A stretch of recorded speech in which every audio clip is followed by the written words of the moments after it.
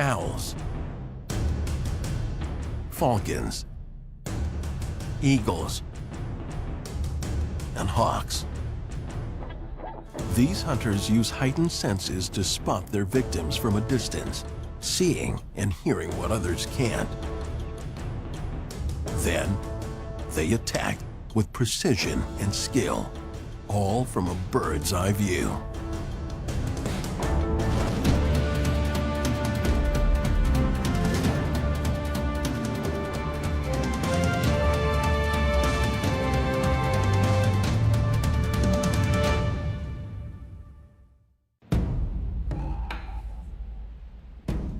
Stillness. Quiet. The coast is clear. The perfect time to forage for food. Isn't it?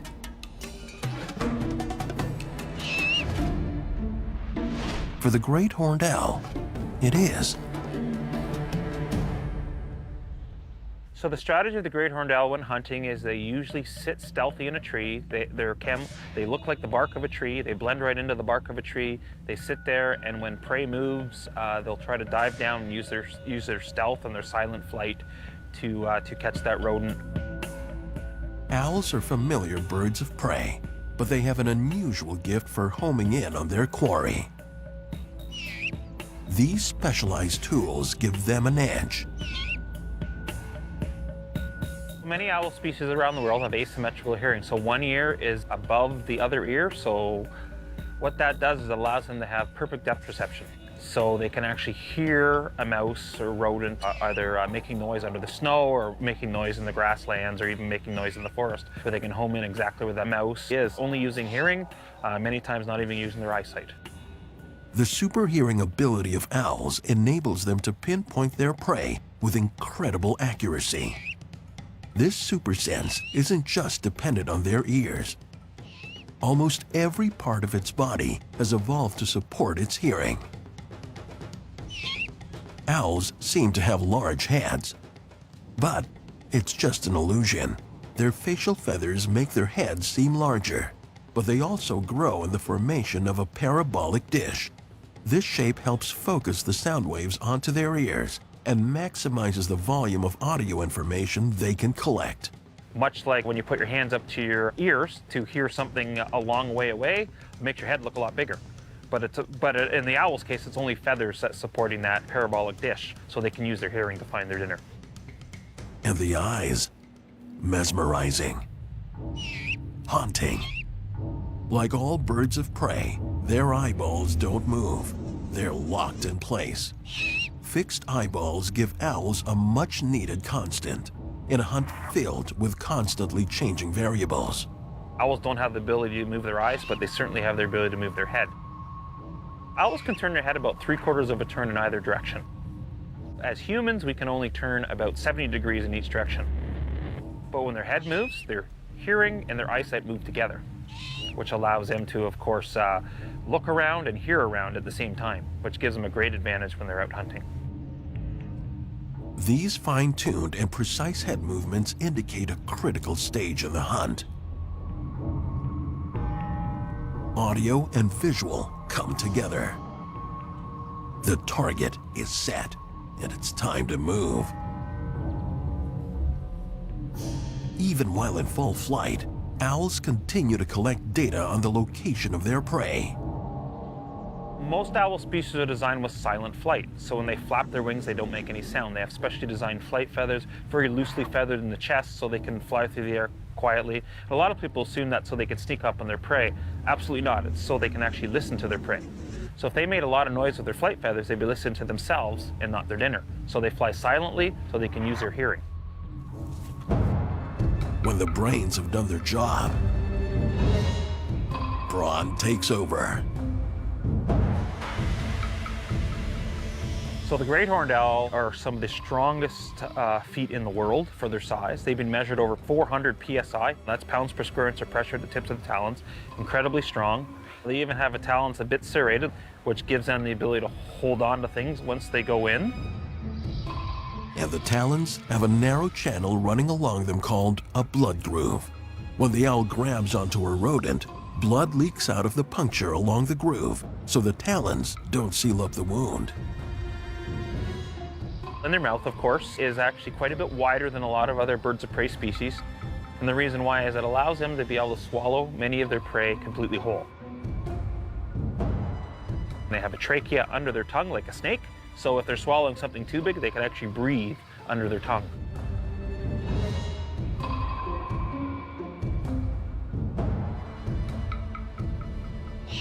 Owls locate, kill, and consume with mastery, all in deadly silence.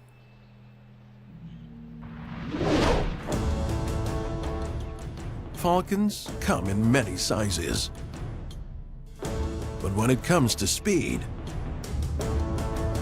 there's only fast and extra fast.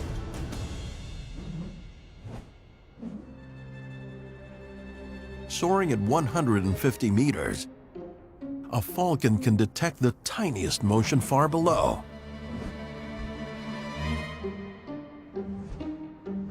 It dives 100 kilometers per hour, 150, 320.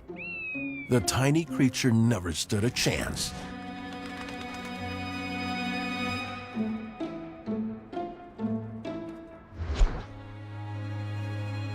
All falcons are efficient predators, but the peregrine falcon is in a league of its own. Reaching speeds of over 350 kilometers per hour, it's the fastest animal on the planet. At top speeds, one of the greatest challenges is simply breathing. So you've probably been at high speed, maybe on a boat or something like that. You open your mouth and all the air's rushing in. It's really hard to breathe, but you're gonna close your mouth a little bit and allow a little less air in because air's coming in fast. The same with the peregrine falcon in their nostrils. When they go into a high-speed dive, naturally have a cone in their beak. It raises a little bit, allows less air in, and of course allows them to breathe at high speed. Without these adaptations, the peregrine falcon's lungs would be flooded with too much air. These delicate organs couldn't take it. Tests by German scientists using trained falcons may have uncovered the secret of the world's fastest animal. The study captured high-speed images of falcons diving. Using these images, they built model life-size falcons and tested them in wind tunnels to measure the drag and lift on the body. They determined that while diving, small feathers pop up on the falcon's upper back. This increases speed by reducing drag, and could be the reason this winged daredevil can move so fast and live to tell the tale.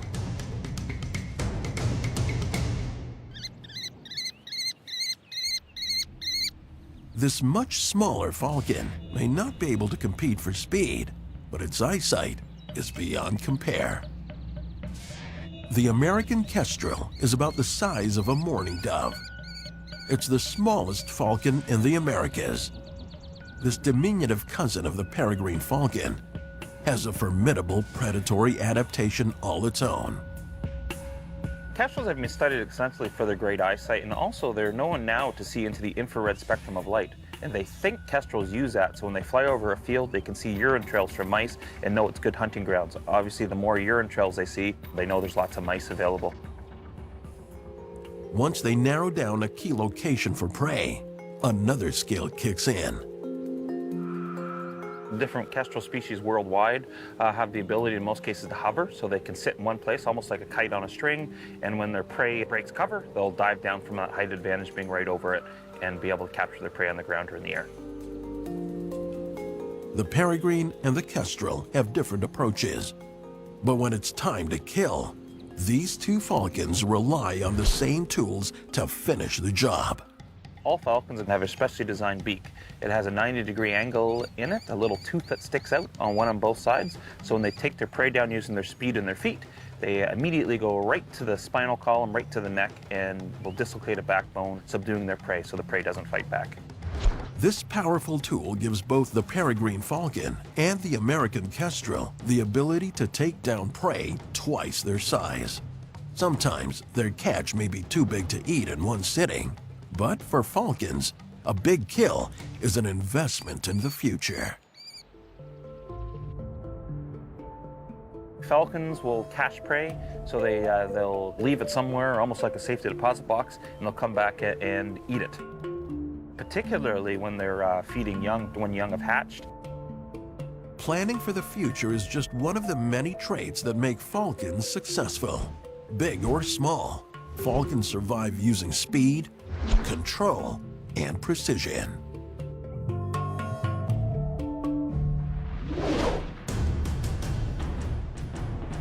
The bald eagle is truly an icon.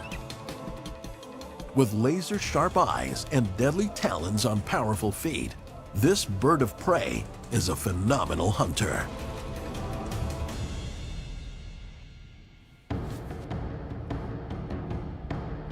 Eagle eyes. The cliche is so ubiquitous, it's easy to forget where it comes from.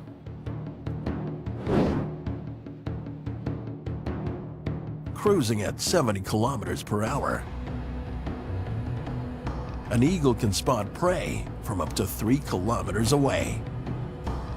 He pinpoints his target with predatory binocular vision, dives, accelerates to almost 160 kilometers per hour, seizes,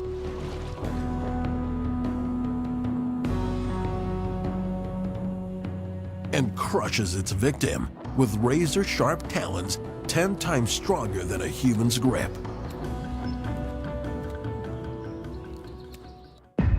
Throughout the history of civilization, the eagle, in all of its forms, has symbolized power. In North America, the symbolism lives on in the bald eagle.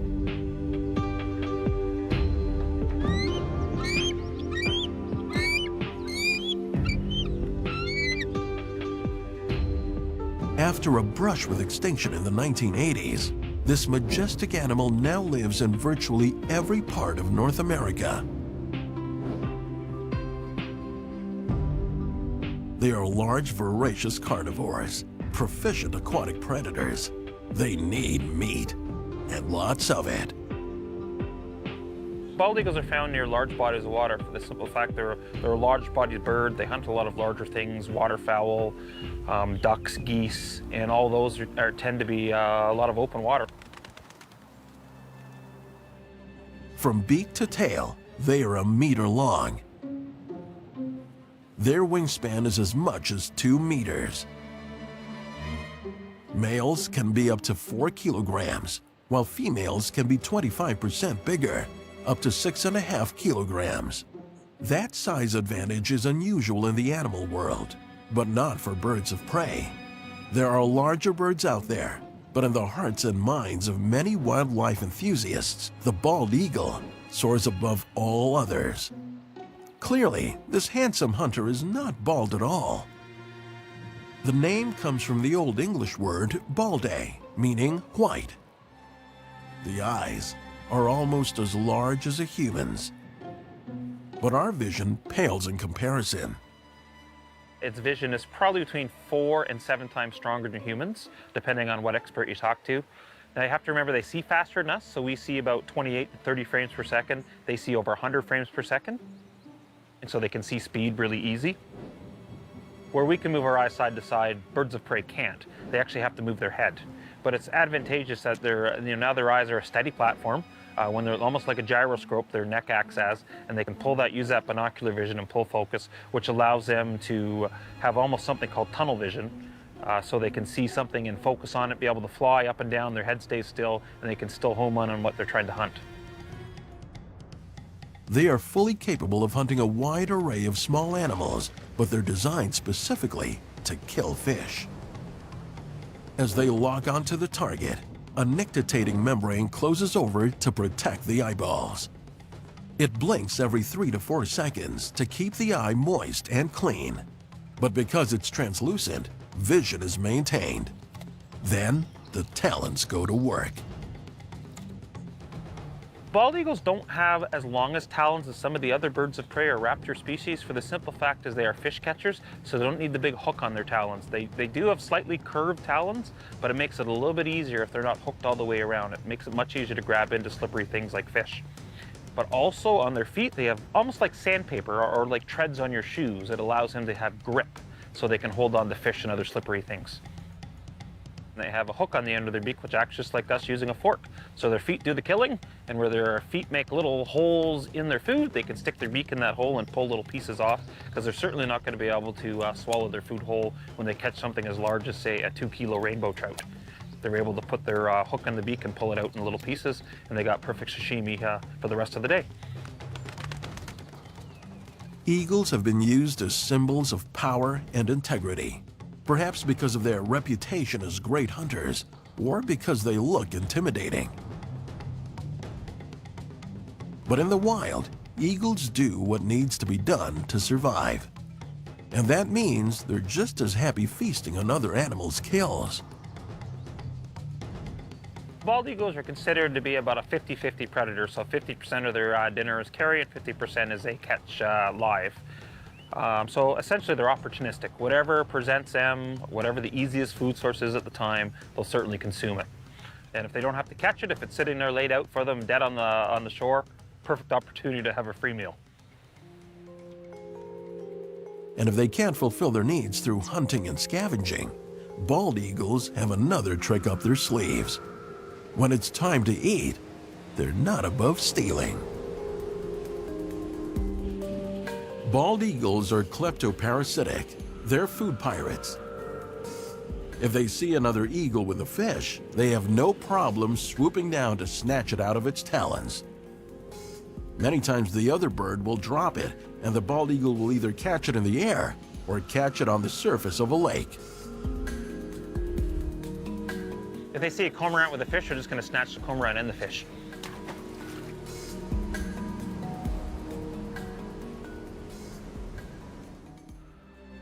Whether they have to beg, borrow, or steal, these birds of prey will take any food. They're savvy survivors with a firm grip on their role as America's icon.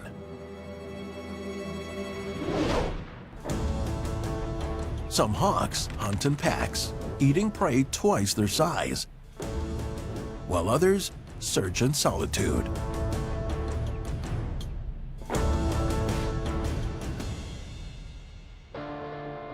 Up here, this solitary Harris hawk looks like it doesn't need any help. With its razor-sharp vision, prey hardly stands a chance. Now, it's just a waiting game, and when it finally zeroes in on its target, it rarely misses. But if it does, it's no big deal, because there's always another hawk right behind to pick up the slack.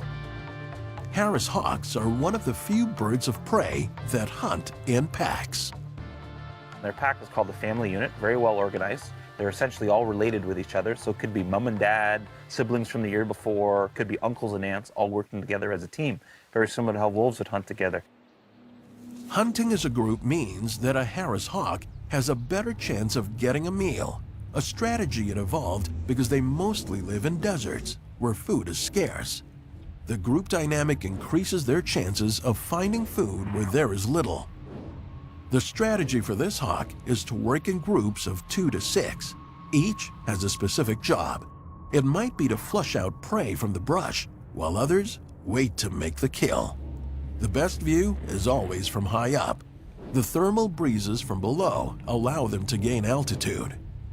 They do soar quite a bit too, meaning they use the thermal heat currents coming off the earth, and they can sit on those, and that's like a hot air balloon pushing them in the air. All hawks have incredible eyesight. They see in color as humans do. Also, they can see in the ultraviolet range, which allows them to spot prey at dusk, and the position of their eyes gives them an additional advantage. Hawks, just like the other birds of prey, have fully binocular vision, so they can actually adjust focus as they go. This is very beneficial when you're pursuing an animal that's quite fast, and they can adjust naturally within their eye to be able to spot something, look at it, and be able to pursue it without taking their eyes off it. What allows hawks to continue that pursuit at high speed is the same type of semi-transparent membrane that protects eagle's eyes. It moves across from side to side like a windshield wiper. It moistens the eye and allows them to be able to see at fairly high speed. And this is a great advantage over humans because we have to blink all the time, and by blinking, we take our vision away. Basically, we're shutting our eyes for a split second, where hawks don't have that. The see-through membrane allows the hawk to never lose sight of its quarry. To make the perfect kill, Harris hawks rely on brute strength, using particularly large and powerful beaks and talons. Hawks vary in size from species to species. The Harris hawk has an average wingspan of 115 centimeters. They're experts at taking prey in mid-flight. They can grab a bird at high speed using ratchet-like tendons in their toes. Once they grab on, they don't let go. The more the prey moves, the tighter they grip. They grab onto their prey and they will squeeze. Some squeeze multiple times and put multiple holes in their prey. Some will squeeze once and hold on for dear life, and hopefully their prey will die just from pressure and from being bludgeoned to death. For hawks, patience and position lead to a kill. They'll sit on a telephone pole, sit in a tree, they'll look over a field, and when they see prey move, they will watch it and watch it till it breaks cover, and then they'll dive down using that height advantage and speed and a slow sort of glide, and then grab their prey right on the ground. Hawks vary their food according to where they live and what's in season. For instance, red-tailed hawks in North America eat a lot of mice and snakes in the summertime where they're available. We have Swainson's hawks of the Canadian prairies and badlands that eat a lot of grasshoppers in the summer months. We have goshawks in the forests of the Northern Hemisphere, North America, Asia, and Europe. They eat a lot of grouse, they eat a lot of crows and rooks, also very dependent on where they are, but a lot of cottontail rabbit and a lot of jackrabbits.